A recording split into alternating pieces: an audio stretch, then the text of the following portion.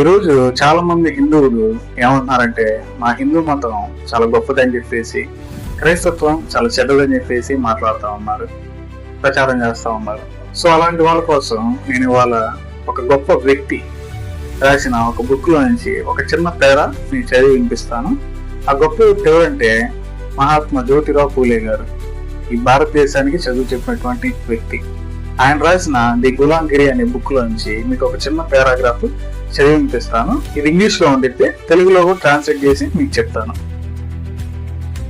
ఇది ఆయన రాసిన బుక్ గులాంగిరి, జ్యోతిరావు పూలే గారు. కనిపిస్తుందా? ఆయన రాసిందే ఇది.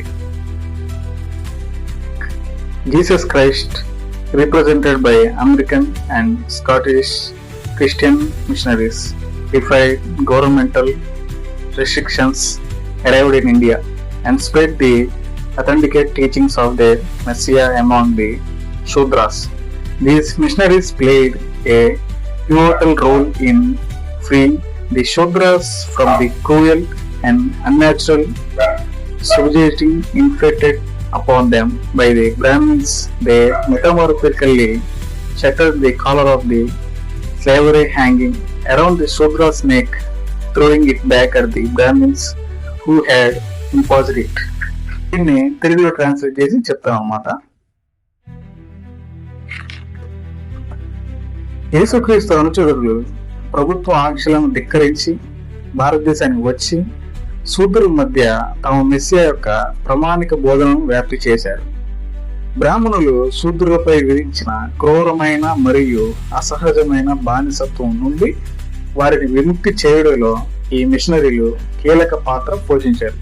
చూసారు కదా, బ్రాహ్మణులు శూద్రులపై విధించిన క్రూరమైన మరియు అసహజమైన బానిసత్వం నుంచి ఈ క్రిస్టియన్ మిషనరీలు ఆ బానిసత్వం నుంచి శూద్రులను విడిపించారన్నమాట. అలాగే చూడండి, వారు శూద్రుల మెడలకు వేలాడుతున్న బానిసత్వ పట్టిని అలంకారంగా బద్దలు కొట్టి దానిని విధించిన బ్రాహ్మణుల మీద తిరిగి విసిరేశారు. ఇది క్రిస్టియన్ మిషనరీలు. అలాగే శూద్రులపై తమ అన్యాయమైన ఆధిపత్యాన్ని అంతం చేయాలనే మిషనరీల సంకల్పాన్ని గ్రహించిన బ్రాహ్మణులు ఆందోళన చెందారు. అణగారిన శూద్రుల మిషనరీల పొత్తు బలపడి సమాజంలో వారి ఆధిపత్య ముప్పు వాటిల్లుతుందనే భయం పెరిగింది. ఇప్పుడు ఎలాగో చాలా మంది భయపడుతున్నారు క్రిస్టియన్ మతానికి, అప్పుడు కూడా బ్రాహ్మణులు భయపడ్డారు అన్నమాట. శూద్రుల పైన వాళ్ళ ఆధిపత్యం పోతుంది, శూద్రులు ఈ మిషనరీలు బాగా కలిసిపోతున్నారు. ఎందుకంటే హిందూ మతంలో శూద్రులు అంటే అంటరాని వాళ్ళు, అంటరాని వాళ్ళు అంటే చదువుకోకూడదు, అంటరాని వాళ్ళు అంటే బళ్ళలోకి రాకూడదు, అంటరాని వాళ్ళు అంటే నీళ్లు తాగకూడదు, అంటరాని వాళ్ళు అంటే మూతిలోకి ముంత ముట్టు చీపురు పెట్టుకుని తిరగాలి, అంటరాని స్త్రీలు అంటే వాళ్ళు ఒంటి నిండా కప్పుకోవడానికి బట్టలు కూడా వేసుకోకూడదు, అంటరాని వాళ్ళంటే వాళ్ళు పెళ్లి చేసుకున్నా కానీ వాళ్ళ భార్యల్ని బ్రాహ్మిన్స్ 3 రాత్రులు గడపాలి. సో హిందుత్వంలో ఇవి ఉన్నాయి. క్రిస్టియన్ మతంలో అవి లేవు. చర్చిలో కావచ్చు, అక్కడ యేసుప్రభు బొమ్మలు ఏమైనా ఉంటే వాటిని ముట్టుకోవచ్చు. కానీ హిందూ మతంలో ఆ విగ్రహాన్ని పట్టుకుంటే మాత్రం మైలు పడతాడు దేవుడు. చర్చిలో యేసుప్రభు బొమ్మలు పట్టుకుంటే మరి యేసుప్రభు మైలే మండవు. మరి క్రిస్టియన్ మతంలో నీళ్ళు తాగొచ్చు, క్రిస్టియన్ మిషనరీలు స్కూల్లో చదువుకోవచ్చు, శూద్రులు అంటరాని వాళ్ళు ఫ్రీడమ్ ఉంది. ఏది వేరే దేశం వాళ్ళు ఇండియాలో ఉన్న శూద్రులకి అంత ఫ్రీడమ్ ఇచ్చారు. కానీ ఇదే భారతదేశంలో పుట్టిన శూద్రులకు మాత్రం ఫ్రీడమ్ లేదు ఎక్కడ. సో కాబట్టి ఇప్పుడు చెప్పండి, హిందూ మతం గొప్పదంటారా లేకపోతే క్రైస్తవ మతం గొప్పదంటారా? క్రైస్తవ మతంలో ఎటువంటి ఆంక్షలు కానీ, ఎటువంటి పెళ్ళైన తర్వాత 3 రాత్రులు పాస్టర్లతో గడపాలని చెప్పేసి కానీ ఏమి లేదు. మరి హిందూ మతంలో మాత్రం శూద్రులు పెళ్లి చేసుకుంటే 3 రాత్రులు బ్రాహ్మిన్స్ తో గడపాలని చెప్పేసి ఉంది. హిందూ మతంలో శూద్రులు ఏం చేయాలంటే మూతికి ఒక ముద్ద కట్టుకోవాలి. ఎందుకంటే వాడు ఉమ్మేయడానికి కూడా ఈ దేశంలో స్వతంత్రం లేదు. వాడి ముడ్డు చీపురు కట్టుకోవాలి. ఎందుకంటే వాడు నడిచిన మార్గం అపవిత్రం అయిపోద్దంట. అపవిత్రం అయిపోయిన మార్గాన్ని ఆ చీపురు అటు కదిలినప్పుడు అది క్లీన్ అయితే అప్పుడు అది పవిత్రం అయిద్దంట. శూద్రుడు కనీసం నీళ్ళు తాగడానికి కూడా వీల్లేదు, కనీసం ఏమన్నా స్నానం చేయడానికి కూడా వీల్లేదు. ఎందుకంటే నీళ్ళు పెట్టుకుంటే అంట అయిపోతే అపవిత్రం అయిపోతాయి. శూద్రుడు మళ్ళీ గుడిలో రాకూడదు, గుడిలోకి వస్తే దేవుడు మైలుపడతాడు. మళ్ళీ శూద్రులు ఏం చేయాలి? హిందూ మతంలోనే ఉండాలి. అలా ఎలా కుదురుతుంది? మరి క్రిస్టియన్ మతంలో ఇలాంటివి ఏం లేవు. మరి శూద్రుడు ఎక్కడికి పోతాడు? ఫ్రీడమ్ ఉన్న దగ్గరికే కదా పోయేది. మరి అక్కడికే పోయాడు. మరి హిందూ మతంలో అప్పటి నుంచి శూద్రులుగా చూస్తుంటే మరి క్రైస్తవత్వం భారతదేశానికి వచ్చేది కాదు కదా. చూడండి, మీకు చిన్న కామెడీ చెప్తాను, తప్పుగా అనుకోవద్దు. హిందుత్వంలో వారాహి అవతారం అంటే ఏంటి? ఒక పిగ్, పందే కదా. అంటే బురదలో తిరిగే పందిని కూడా ఆఖరికి విష్ణుమూర్తి అవతారం వారాహ అవతారంలో వచ్చి భూమిని కాపాడాడు. ఓకే, మంచిది కాదన్నా.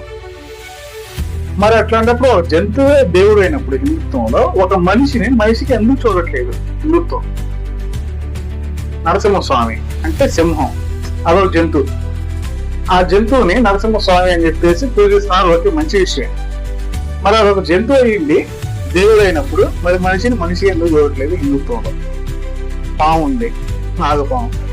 ఆ నాగపాముకి ఏంది? నాగేంద్రుడు, నాగదేవత అనేది పూజిస్తారు. ఓకే, మంచి విషయం.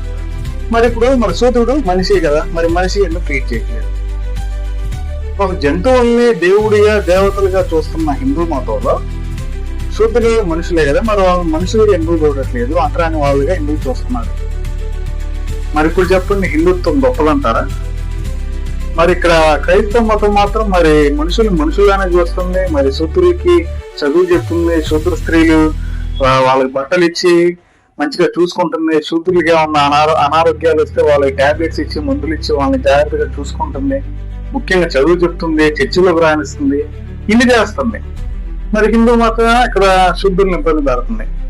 ఇప్పుడు చెప్పండి మిత్రులారా, ఏ మతం గొప్పదంటారు, ఏ మతం చెడ్డదంటారు? చాలా మంది ఇంకో మాట ఏమంటారంటే క్రైస్తవం వేరే దేశాన్ని, హిందుత్వం భారతదేశాన్ని అని చెప్పేసి అంటా ఉంటారు. హిందూ మతాన్ని రాసిన గ్రంథాలు ఆర్యులు రాశారు, బ్రాహ్మిన్స్ ఆర్యులు రాశారు. ఆర్యులు ఎక్కడి నుంచి వచ్చారు? ఇరాన్ దేశం నుంచి, రష్యా దేశం నుంచి వచ్చి ఆర్యులు ఆ హిందూ గ్రంథాలు రాశారు అన్నమాట. భారతదేశానికి వచ్చి ఒక 4-5 వేల సంవత్సరాలు అవుతుంది హిందుత్వం. క్రిస్టియానిటీ వచ్చి ఒక 2-3 వేల సంవత్సరాలు అవుతుంది. ముందు ఇది వచ్చింది, ఆ తర్వాత ఇది వచ్చింది, అంతేలే కానీ భూమి పుట్టినప్పటి నుంచి భారతదేశంలో హిందుత్వం అయితే ఏం లేదు. చదవండి, చదివితే మీకు తెలిసి వచ్చింది. లేదన్నా నువ్వు చెప్తుందంతా తప్పు, చాలా రాంగ్ ట్రాన్స్లేషన్ చేసి అక్కడ బుక్ లో ఉంది వేరే, నువ్వు పేపర్ లో రాసుకుంది వేరే అంటే మా ఇంటి అడ్రస్ చెప్తాను.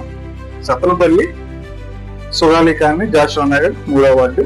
ఇక్కడికి వచ్చి సరత్ అంటే ఎవరన్నా చెప్తారు, వాళ్ళకి నేను ఈ బుక్ ఇస్తాను అన్నమాట. ఈ బుక్ చదువుకోండి, ఆ చిన్న పారాగ్రాఫ్ నేను మీకు చూపిస్తాను. 79th పేజీ అనుకుంటా. ఆ పేజ్ లో ఆ పారాగ్రాఫ్ జస్ట్ ఒక 4 ఏళ్ళు ఉంది. ఈ బుక్ మీకు ఇస్తాను, చదువుకోండి కావాలంటే వచ్చి. లేదు ఆన్లైన్ లో 100 రూపీస్ దీని వర్త్, తెలుగులో కూడా ఉంటుంది అనమాట. కొనుక్కొని చదువుకుంటా అంటే చదువుకోండి. నేను క్రైస్తవ మతం వైపు కూడా మాట్లాడలేదు, కాకపోతే రియాలిటీని నేను మీకు తెలియజేస్తున్నాను అన్నమాట. రియాలిటీ అనేది చాలా చేదుగా ఉంటుంది అంటారు ఫిలాసఫర్స్ అంటారు. కాబట్టి ఆ చేదు నిజాన్ని కూడా మనం యాక్సెప్ట్ చేయాలి, ఎందుకంటే అది నిజం కాబట్టి. సో కాబట్టి మన మతాన్ని పూజించుకుంటూ పక్క మతాన్ని గౌరవించాలని చెప్పేసి కోరుకుంటూ ఈ వీడియో చేయడం జరిగింది.